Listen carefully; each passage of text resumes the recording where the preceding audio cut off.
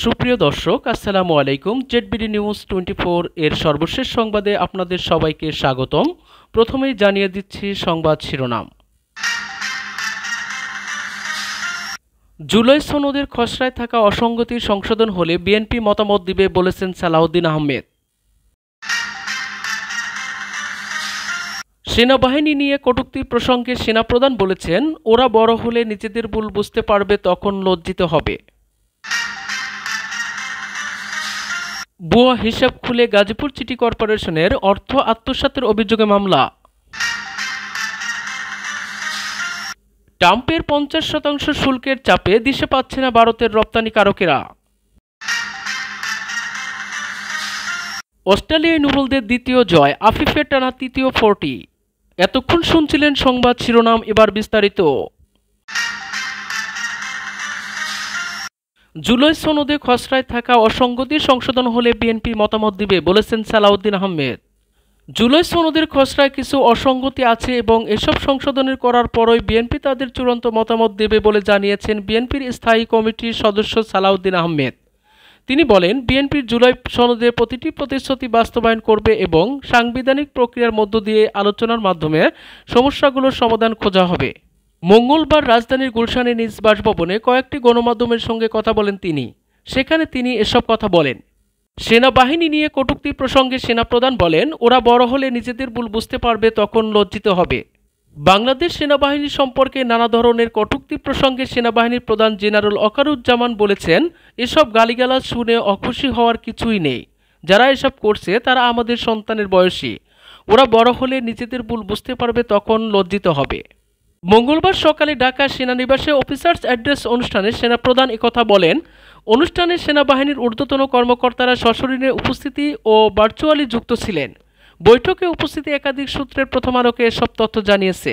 ভুয়া হিসাব খুলে গাজীপুর সিটি কর্পোরেশনের অর্থ আত্মসাতের অভিযোগে মামলা। গাজীপুর সিটি কর্পোরেশনের সাবেক মেয়র মোহাম্মদ জাহাঙ্গীর আলম সহ 7 জনের বিরুদ্ধে ভুয়া ব্যাংক হিসাব খুলে প্রায় 2,60,00,000 টাকা আত্মসাতের অভিযোগে মামলা করেছে দুর্নীতি দমন কমিশন। মঙ্গলবার তাদের বিরুদ্ধে মামলা করা হয়। রাজধানী সেগুনবাগিচায় দুদকের প্রধান কার্যালয়ে এক সংবাদ সম্মেলনে এ তথ্য জানায় সংস্থাটির পরিচালক আক্তার হোসেন। দুদকের সহকারী পরিচালক মোহাম্মদ আশিকুর রহমান বাদী হয়ে মামলাটি করেন। মামলায় বাকি আসামি হলেন প্রিমিয়ার ব্যাংকের কোনাবাড়ি শাখায় সাবেক ব্যবস্থাপক মোতালিফ হোসেন, গাজীপুরের বাসিন্দা শামীম হোসেন, আশরাফুল আলম রানা ওরফে রবিন, শহীদুল ইসলাম খাগড়াছড়ির পল্টু চাকমা ও গাজীপুর সিটি কর্পোরেশনের চুক্তিভিত্তিক সার্ভেয়ার মোখলেছুর রহমান মুকুল। ট্রাম্পের 50% শুল্কের চাপে দিশা পাচ্ছেন না ভারতের রপ্তানিকারকেরা। ভারতের অর্থনীতি বড় একটি অংশ ভয়াবহ এক পরিস্থিতির মুখে পড়েছে। ভারতের রপ্তানি পণ্যের উপর প্রেসিডেন্ট ডোনাল্ড ট্রাম্পের ঘোষিত মোট 50% 27 আগস্ট থেকে কার্যকর হচ্ছে। যেসব ব্যবসা এতদিন টিকে ছিল, যুক্তরাষ্ট্র থেকে ক্রয় দেশ কমে যাওয়ায় সেগুলো দ্রুত বন্ধ হয়ে যেতে পারে। ভারতের সবচেয়ে বড় রাজ্য উত্তরপ্রদেশের বাদোহি এলাকায় কার্পেট নির্মাতা প্রতিষ্ঠানের মালিক ইশতিয়াক আহমেদ খান বলেছিলেন, 25% শুল্কে আমরা হতবাক হয়েছিলাম। কিভাবে এই সমস্যার মোকাবেলা করব সেটি নিয়ে ভাবছিলাম, কিন্তু সেই 25%ই হয়ে গেল এখন 50%। এটি অনেকটা অসম্ভব হয়ে গেল। আমরা ভয় পাচ্ছি অনেক মানুষ বেকার হয়ে যাবে। অস্ট্রেলিয়ায় নুরুলদের দ্বিতীয় জয়, আফিফের টানা তৃতীয় 40।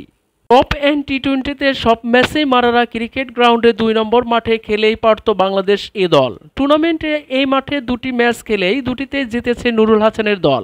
পাশে মাঠ টিআইও স্টেডিয়ামের খেলা 2টি ম্যাচেই আবার হেরেছে বাংলাদেশ এ।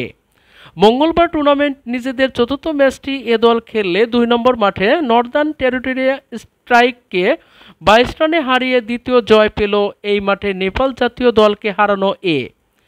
মঙ্গলবারের সামনে থেকে দলের জয়ে নেতৃত্ব দিয়েছেন অধিনায়ক নুরুল হাসান।